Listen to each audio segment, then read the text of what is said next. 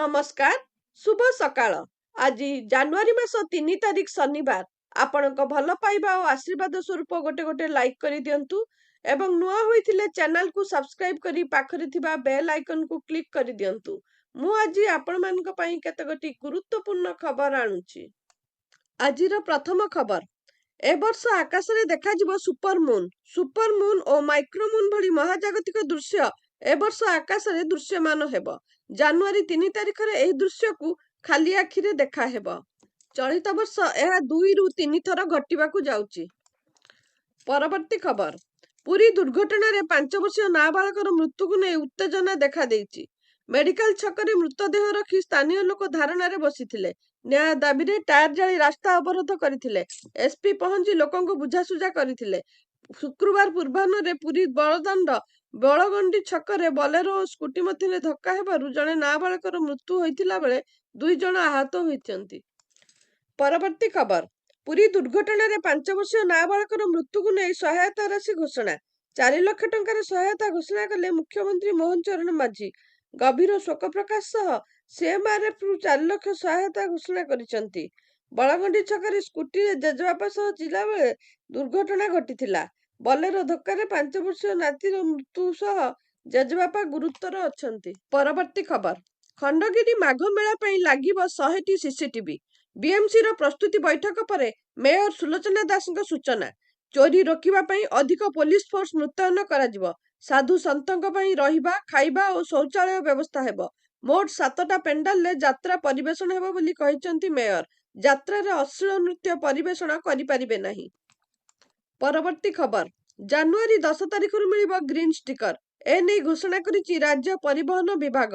वर्तमान प्रदूषण सर्टिफिकेट को नै गाड़ी चालक माने टेंशन ने अछंती। आउ एहारी भितरे परिवहन विभाग करिछि बड़ घोषणा। ओडिशा परिवहन विभाग घोषणा करिछि जे वैध प्रदूषण नियंत्रण प्रमाण पत्र थिबा जानवाहन गुड़िक पई 10 जानुआरी 2026 ठारू सबुज रंगर पीयूसी वैधता स्टिकर उपलब्ध हेबो। विभाग जारी करिथिबा विज्ञप्ति अनुଯାयी जेउ जानवाहन मालिक माने पूर्वरु वैध पीयूसी प्राप्त करिसारचंती सेमाने निज निकटस्थ आंचलिक परिवहन कार्यालय आरटीओ रु एही सबुज स्टिकर पाई परिबे। एही प्रक्रिया को सुगम करिबा पई समस्त आरटीओ रे विशेष काउंटर खोला जिवो। परवर्ती खबर, भुवनेश्वर को आसुथुवा रोगी मान को गुणात्मक चिकित्सा सेवा जोगाई देबाकू एम्स परिसर रे प्रतिष्ठा हेबो विशाल क्रिटिकल केयर हॉस्पिटल। गोटिए वर्ष भितर एही हॉस्पिटल काम सरिबो। एथिरे 150 शଯ୍ୟା विशिष्ट आईसीयू रहिबो। एही स्वतंत्र केंद्र रे अचल अंग, गुरुतर संक्रमण, आघातर चिकित्सा सह बड़ अस्त्रोपचार परवर्ती जटिलता आदिर चिकित्सा मिली परिबो। उन्नत मानर चिकित्सा उपकरण एवं उच्च तालीम प्राप्त डाक्तरी दल द्वारा 24 घंटिया तदारक सुविधा रहिबो। सेहीपरि एठारे विशेषज्ञ डाक्तर, उन्नत मॉनिटरिंग उपकरण, वेंटिलेटर एवं इन्फ्यूजन पंप र सुविधा रोगी को मिली परिबो। परवर्ती खबर, लोकसेवा भवन सम्मुख रे माळमाळ रील्स करबाकू नै उद्वेग प्रकाश करिसंती आईन मंत्री पृथ्वीराज हरिचंदन। लोकसेवा भवन रे कार्य करुवा व्यक्ति हुंतु कि बाहरर लोक सेठारे रील्स करिवार कोनोसी अवकाश नाही बोली मंत्री कहिसंती। जदि एपरि किछि घटना हेउची सुरक्षा अधिकारी माने एहा उपरे नजर रखिबे एवं पुलिस विभाग मध्य यथार्थ पदक्षेप नेब। लोकसेवा भवन साधारण लोकंक सेवा और शासन तंत्र को नियंत्रण करिबा। लोकसेवा भवनर लोक हुंतु कि बाहरर लोक सेमानक उपरे सुरक्षा अधिकारी नजर रखिबे। एहा उपरे गृह विभाग तर्जमा करिबा परे किछि निर्देशावली जारी करि पारंती। परवर्ती खबर, गुरुवार चिलिका रे भसा पोलरु खसी जण यात्रीक जीवन जाइतिला। एहा परे आज बड़ निष्पत्ति निया जाइछि। दिन 11टा जाए चिलिका रे डंगा चलाचल को बारण करा जाइछि। कुहुडी न कमिबा जाए डंगा चलाचल बंद रखिबा पई निर्देश दैचंती पुरी जिल्लापाल। गतकाली घन कुहुडी जोगु चिलिका रे फसिथिला भसा पोल। वर्तमान राज्य रे घन कुहुडी लागि रहिछि। फଳରେ 50 मीटर दूर को देखिबा मध्य असंभव होई पडुछि। गुरुवार दिन सातपड़ा ठारू जन्नीकुदा भसा पोल रे यात्रा करथुला बेले पानी भितर को खसी पड़े जण यात्रीक जीवन जाइतिला। जल यात्रा पई सरकार सेफ्टी जैकेट बाध्यतामूलक करथिला बेले भसा पोल रे थिबा यात्री पिंधि नथिले। परवर्ती खबर, मर्यादा पुरुषोत्तम प्रभु श्रीरामक निकट को भेटी देबा उद्देश्य रे राउरकेला सहरु बाहरी एक विशाल स्वर्ण धनु। राउरकेला सनातन जागरण मंच पक्षरु एही विशाल 8 फुट लंब और 3 फुट उच्चता विशिष्ट स्वर्ण धनु आज विधिबद्ध भावे अयोध्या अभिमुखे यात्रा आरंभ करिछि। ପ୍ରାୟ 1 କେଜି ସୁନାରେ ନିର୍ମାଣ ହୋଇଛି ଏହି ଧନୁ। କେବଳ ଯେ 1 କେଜି ସୁନା ନୁହେଁ, ବରଂ 2.5 କେଜି ରୂପା ସହ ତମ୍ବା ଏବଂ ଜିଙ୍କ ସହ ଲୁହା ମିଶି ପଞ୍ଚଧାତୁରେ ତିଆରି ହୋଇଛି। ଏହି ସୁନାର ଧନୁ ପ୍ରାୟ 286 କିଲୋଗ୍ରାମ ଓଜନର ହେବ। ପ୍ରାୟ 1,10,00,000 ଟଙ୍କା ଖର୍ଚ୍ଚରେ ଏହି ଧନୁ ତିଆରି ହୋଇଛି। ଏହି ସୁନାର ଧନୁ ତାମିଲନାଡୁର କାଞ୍ଚିପୁରମରେ ତିଆରି ହୋଇଥିଲା। ପରବର୍ତ୍ତୀ ଖବର। ସାତକୋଶିଆ ବନଖଣ୍ଡ ଅନ୍ତର୍ଗତ ଟିକରପଡା ଠାରେ ମହାନଦୀ ଅବବାହିକାରେ ସାତକୋଶିଆ ଅଞ୍ଚଳରେ ବନ ବିଭାଗ ପକ୍ଷରୁ ଆସନ୍ତା 4ରୁ କୁମ୍ଭୀର ଓ ପକ୍ଷୀ ଗଣନା କରାଯିବ। ଏଥିପାଇଁ ପର୍ଯ୍ୟଟକଙ୍କ ପାଇଁ ସାତକୋଶିଆ ବନ୍ଦ ରହିବ। ଜାନୁଆରୀ 4ରୁ 8 ତାରିଖ ଓ 17 ଓ 18 ତାରିଖ 2 ଦିନ ଧରି କୁମ୍ଭୀର ଓ ବିଭିନ୍ନ ପ୍ରଜାତିର ପକ୍ଷୀ ଗଣନା କରାଯିବ।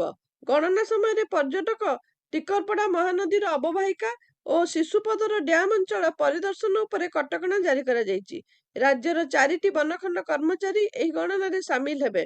ଆଠମଲ୍ଲିକ ବନଖଣ୍ଡ, ସାତକୋଶିଆ ବନ୍ୟପ୍ରାଣୀ ବନଖଣ୍ଡ, ମହାନଦୀ ବନଖଣ୍ଡ ଓ ଆଠଗଡ଼ ବନଖଣ୍ଡ ଅଞ୍ଚଳକୁ ଏହି ଗଣତିରେ ସାମିଲ କରାଯାଇଛି ବୋଲି ସାତକୋଶିଆ ବନ୍ୟପ୍ରାଣୀ ବନଖଣ୍ଡ ଡିଏଫଓ ପ୍ରକାଶ କରିଛନ୍ତି। ପରବର୍ତ୍ତୀ ଖବର। ଫିଲ୍ମ ଧୁରନ୍ଧର ଡିସେମ୍ବର 5, 2025ରେ ମୁକ୍ତିଲାଭ କରିଥିଲା। ଏହି ଫିଲ୍ମଟି ସାରା ବିଶ୍ୱରେ ହିଟ୍ ହୋଇଥିଲା ଏବଂ ବକ୍ସ ଅଫିସରେ ଉଲ୍ଲେଖନୀୟ ପ୍ରଦର୍ଶନ କରିଥିଲା। ଏହା ସାରା ବିଶ୍ୱରେ 1,117 କୋଟିରୁ ଅଧିକ ଆୟ କରି 2025ରେ ଭାରତର ସର୍ବାଧିକ ଆୟ କରିଥିବା ଫିଲ୍ମ ହୋଇଛି। ଏବେ 29 ଦିନ ପରେ ଏହି ଫିଲ୍ମ ବିଷୟରେ ଏକ ବଡ଼ ଘୋଷଣା କରାଯାଇଛି। ସିନେମାଟିକୁ କରମୁକ୍ତ କରାଯାଇଛି। ଲେଫ୍ଟନାଣ୍ଟ ରାଜ୍ୟପାଳ କବୀନ୍ଦ୍ର ଗୁପ୍ତା ଲଦାଖରେ ଧୁରନ୍ଧର ପାଇଁ ଟିକସ ଛାଡ଼ ଘୋଷଣା କରିଛନ୍ତି। ଏଲଜି କବୀନ୍ଦ୍ର ଗୁପ୍ତା ଘୋଷଣା କରିଛନ୍ତି ଯେ ଫିଲ୍ମକୁ ଟିକସ ଛାଡ଼ କରାଯିବ। ଫିଲ୍ମର ସ୍ଥିର ପ୍ରଦର୍ଶନ ଏବଂ ସକାରାତ୍ମକ ଦର୍ଶକ ପ୍ରତିକ୍ରିୟାକୁ ଦୃଷ୍ଟିରେ ରଖି ଏହି ପଦକ୍ଷେପ ନିଆଯାଇଛି। ଫିଲ୍ମଟି ମୁଖ୍ୟତଃ ଲଦାଖରେ ସୁଟିଂ କରାଯାଇଥିବାରୁ ଏହାକୁ କରମୁକ୍ତ କରାଯାଇଛି। ପରବର୍ତ୍ତୀ ଖବର। ସରକାରୀ ବିଭାଗରେ ଦୁର୍ନୀତିର ତଦନ୍ତ କରୁଥିବା ଲୋକପାଳ ନିଜ ନିଷ୍ପତ୍ତିର ୟୁ-ଟର୍ନ ନେଇଛି। 7ଟି ଲକ୍ସରୀ BMW କାର୍ କିଣିବା ନେଇ ନିଜର ବିବାଦୀୟ ଟେଣ୍ଡରକୁ ରଦ୍ଦ କରିଦେଇଛି। ଅଧିକାରୀମାନେ ଗୁରୁବାର କହିଛନ୍ତି ଯେ ଏହି ନିଷ୍ପତ୍ତି ଟେଣ୍ଡର ଜାରି ହେବାର 2 ମାସ ପରେ ନିଆଯାଇଛି। କ୍ରୟ ହେବାକୁ ଥିବା ଗାଡ଼ିଗୁଡ଼ିକର ମୋଟ ମୂଲ୍ୟ 5 କୋଟି ଟଙ୍କା ବୋଲି ଦାବି କରାଯାଉଥିଲା। ଏହି ନିଷ୍ପତ୍ତି ଏପରି ସମୟରେ ଆସିଛି ଯେତେବେଳେ ବିରୋଧୀ ଦଳ ଓ ସାମାଜିକ କର୍ମୀ ଲୋକପାଳଙ୍କ ଏହି ଆଦେଶକୁ କଡ଼ା ସମାଲୋଚନା କରିଥିଲେ। ଦୁର୍ନୀତି ଉପରେ ନଜର ରଖୁଥିବା ସଂସ୍ଥାର ଲକ୍ସରୀ କାର୍ କିଣିବା ଉଚିତ ନୁହେଁ ବୋଲି ମତ ପ୍ରକାଶ ପାଇଥିଲା। ପରବର୍ତ୍ତୀ ଖବର। ଦେଶରେ ଖୁବ୍ ଶୀଘ୍ର ଆରମ୍ଭ ହେବ 2026 ଇଣ୍ଡିଆନ୍ ପ୍ରିମିୟର ଲିଗ୍। ଏଥିପାଇଁ ବିଭିନ୍ନ ଦଳ ନିଜ ମନପସନ୍ଦର ଖେଳାଳିଙ୍କୁ କିଣିଛନ୍ତି। କୋଟି କୋଟି ଟଙ୍କା ଦେଇ ଦେଶ ସହ ବିଦେଶୀ ଖେଳାଳିଙ୍କୁ ମଧ୍ୟ କିଣାଯାଇଛି। ଏହି ଖେଳାଳି କିଣାକୁ ନେଇ ଏବେ ବିବାଦରେ ରହିଛି କଲିକତା ନାଇଟ୍ ରାଇଡର୍ସ। ବାଂଲାଦେଶରେ ହିନ୍ଦୁମାନଙ୍କ ଉପରେ ଅତ୍ୟାଚାର ହେଉଥିଲା ବେଳେ 3 ଜଣଙ୍କୁ ହତ୍ୟା କରାଯାଇଛି। ଏହା ସତ୍ତ୍ୱେ ବି କେକେଆର ବାଂଲାଦେଶୀ କ୍ରିକେଟର ମୁସ୍ତାଫିଜୁର ରହମାନଙ୍କୁ କିଣିବାରୁ ବିବାଦ ଆରମ୍ଭ ହୋଇଛି। ଏଥିପାଇଁ କେକେଆରର ମାଲିକ ତଥା ଅଭିନେତା ଶାହରୁଖ ଖାନଙ୍କୁ ସମାଲୋଚନାର ଶିକାର ହେବାକୁ ପଡ଼ିଛି। ଭିଡିଓଟିକୁ ସମ୍ପୂର୍ଣ୍ଣ ଦେଖିଥିବାରୁ ଆପଣଙ୍କୁ ବହୁତ ବହୁତ ଧନ୍ୟବାଦ। ଆଜି ପାଇଁ ଖବର ଏତିକି। ନମସ୍କାର।